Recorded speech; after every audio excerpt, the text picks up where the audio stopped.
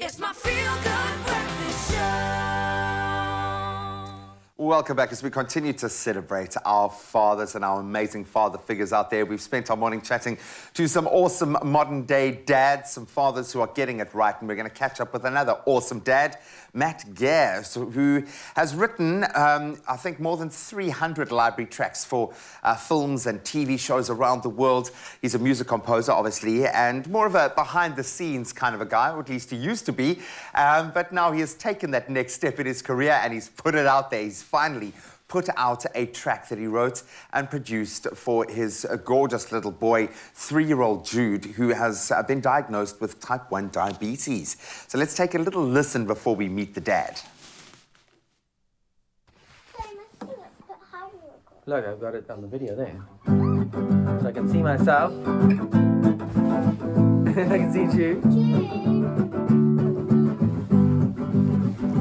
When you're high, I will hold your toes. When you're low, I got that sugar for your soul. When you're high, I will hold your toes. When you're low, I got that sugar for your soul. And we will dance around you all night, every night. Oh, oh, oh. And we will dance around you all night, every night. You'll never know. Oh, oh. Get on mommy's computer. Don't jump on mommy's computer. Well done. Oh, that is my life. I'm just saying, the entire framing of that thing. Number one, you got some kid that moved the framing out of the way. Then you've got your clothes horse in the background because the winter rains are stopping you from drying the clothes. And you know that us dads, we only have one good T-shirt, one good jeans, and we have to wash it often. That was perfect and authentic. That is our life. You are the dad. You've just proven your dad credentials. Max, welcome, my brother. Thanks so much, guys. I'm so glad the jeans dried in time. Yeah, it's so nice that my pajamas are now on national TV. It's a good day. It's beautiful, man. And we can joke about this. And I'm guessing that this has been a part of your process to deal with something that is quite difficult. Yeah. When Jude was diagnosed with type 1 diabetes, which is a lot to take in. I think it's a spectrum when we look at diabetes, and that's sitting on quite a heavy, intense side of that. What was that process like of coming to terms with it, and how does your life look now?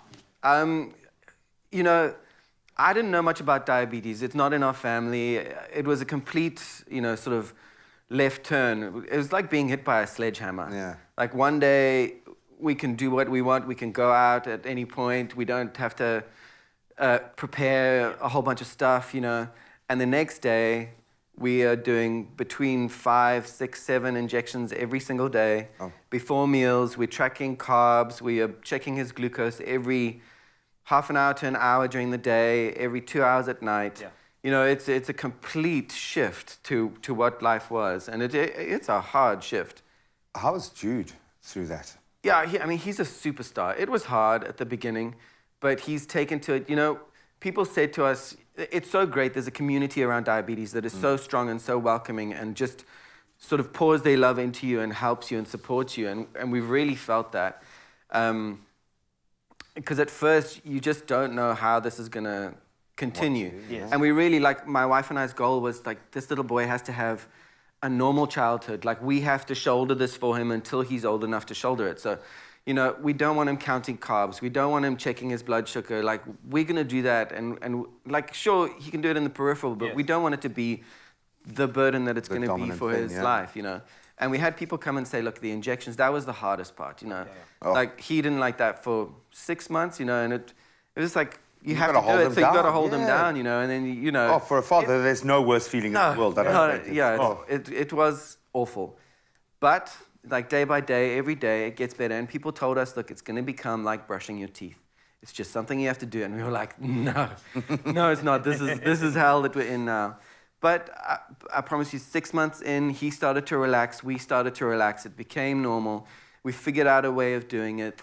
And it's like brushing teeth now. And kids are awesome, man. Kids are powerful, strong, Yeah, awesome, so much stronger intelligent than little us. things. Yeah, completely. Absolutely. So when it comes to you obviously have to tell the entire household that you got it under control, under control. You have your kids there, of course. You got your wife there. How is it balancing all of that? I mean, you're the type of modern day dad that's got a very unique type of scenario at home. So you still have to frame what a dad means in your household. And I want to tap into that for a second. Sure. What does that mean to you? How have you navigated that space? It's a tricky question.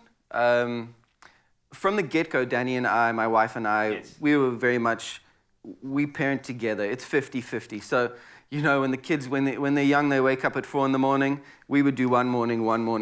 So one person always has a bit of time off.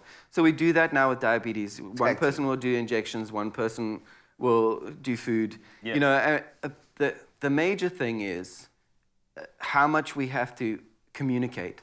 Everyone always says, you know, being in a relationship is about communication. Yes. Being in a relationship with a kid who has diabetes, we have to know exactly where he is all the time. Exactly, yeah. Yeah, because you can't control it. You can only manage it. Yeah.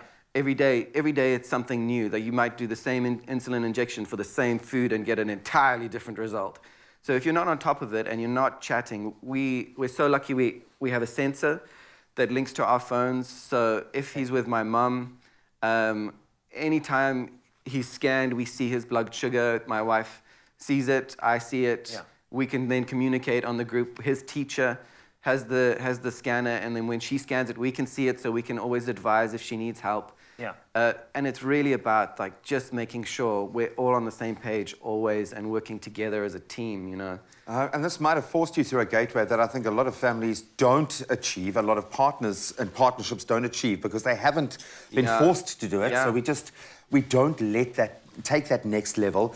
You have a level, though, above the rest of us because you are musically gifted and you had the opportunity to express this love for your child get on or my yourself pajamas. with the worst production video we've ever seen. On I national think that TV. might actually be the worst video ever produced for social media. Can I add a caveat to that video?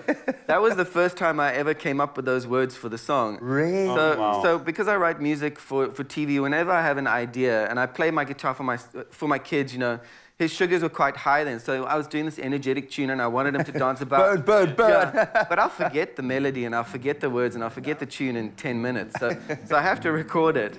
And that's what that is. That's my caveat. You took us inside your creative brain. Absolutely, Is this something you're going to keep doing? Because it's not just bringing kind of that cathartic joy to you. The world is loving it, man.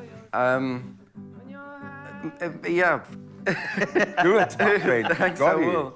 I mean, look, I released it, and I kind of see music as sort of a legacy. You know, it's on Spotify, it's on all the streaming platforms. They're not going away. It's going to be there. Jude hasn't heard it, apart from that. So I'm hoping that one day, you know, it's my love letter to him. It was a cathartic process for me to write, and I sort of dealt with very hard things in the verses and then tried to deal with, like, love for him in the choruses. And how much, like, his mother and I, you know, are there for him. And, yeah, so that was the process and the sort of thinking behind the song. And then it was to leave it online so that one day he'll find it. I never expected to get on TV with it. Never.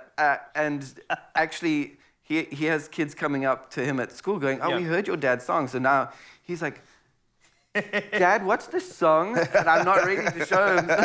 And his sister as well. Now his sister knows that her brother has a song, so now the pressure's on. Oh, yeah. So there will be a second release. Thank you. Okay, that's all we needed to hear. No, I love it. No, there's a reason why you're on national TV right now, because this resonates with all of us. I'm a dad of 2 young kids, and just trying to shoulder that idea of protection. When my son had pink eye last week, I was freaking out. My foundations were rocked. So I can't imagine what you've been through, my friend, in that sense, but we can all get where you're at right now. You're an amazing dad, and you're just a good guy, man. Thank you. Keep it up, son. Incredible stuff. So it is available to download right now. Please drop a comment or two on any social media platform and encourage him to do more, because it's absolutely beautiful. Sugar for Your Soul. An original, a love letter, not for the whole world, but for an audience of one. So Jude, in 20 years or so, I hope you enjoy it, son.